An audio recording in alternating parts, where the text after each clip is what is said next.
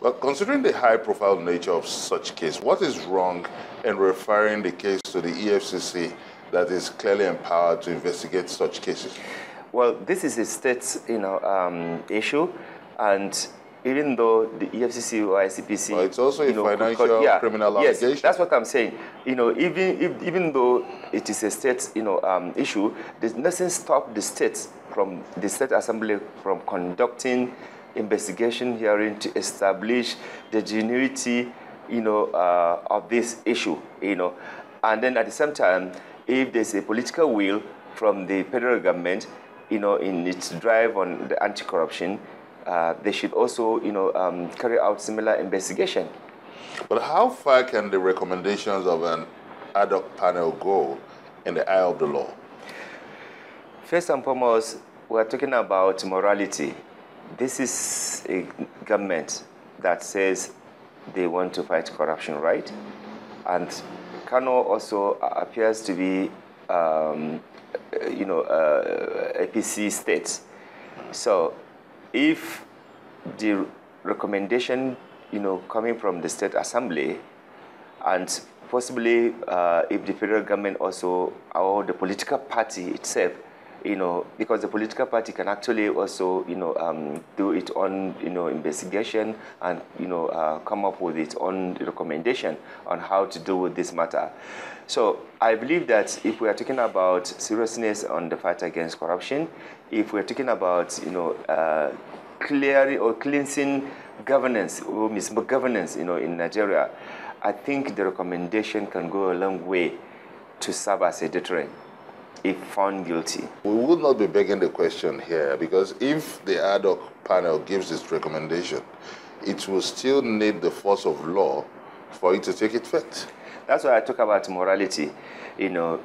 Where you have morality, where you have ethics, before even things like this happens, people resign. Because if you are under investigation, in so many places where we see, people that take public, institutions serious and not personalize and, privatize, when you are accused of something, you even step aside and allow an independent body, that is not political, that is not going to, compromise its, work, to carry out investigation pending when, that panel or that investigation is concluded.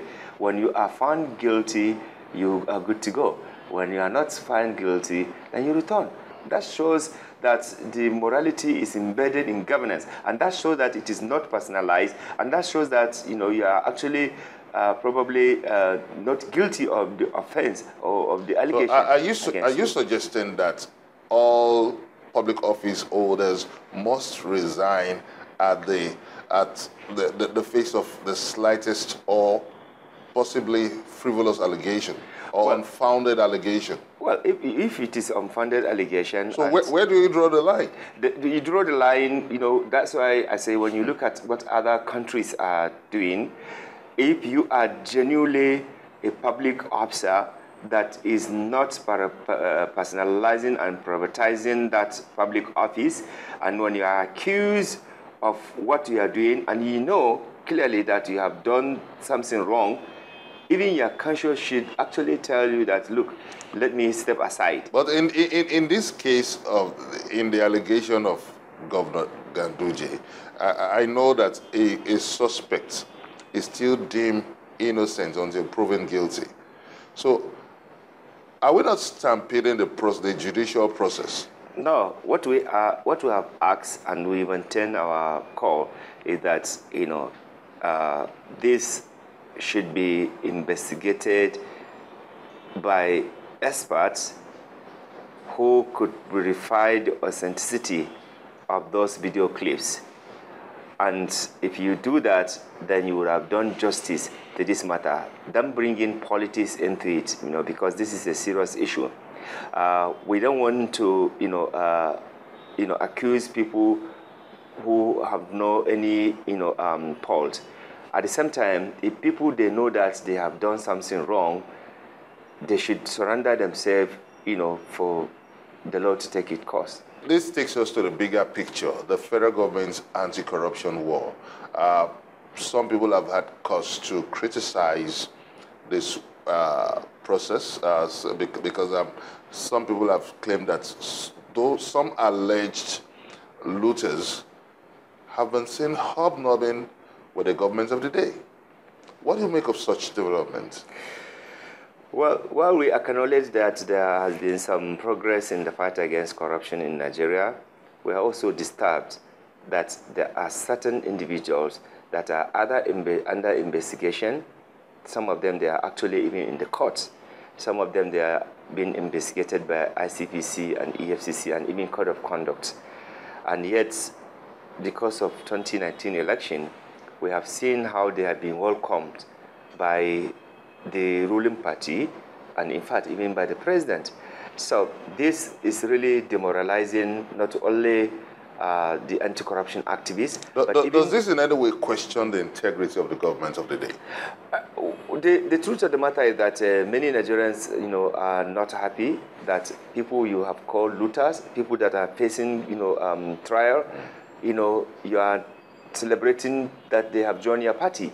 What Nigerian people would like to see from this government and from the president and the vice president is that those people that have been classified as looters, who has been established that they were actually looters, they should have no business, being seen with the president and vice president and the ruling party, because if you do that, you are actually mortgaging the whole integrity caution, and you are actually going to discourage many Nigerians tomorrow from believing that anybody will come to talk about fight against corruption. Because no matter what these people are, if they are found, involved in corrupt practices, the president, the vice president, the ruling party should distance themselves from them. Because if they don't do that, it means that they will have mortgaged the whole question of integrity and the whole question of not really getting, involved with the people they have called looters in the past. Remember, these people were called looters. Remember, these people were called thieves. Remember, these people were called all sorts of names. So how comes? What has changed? Simply because they have decamped to your party. We think this is not really good, for the fight against corruption in Nigeria.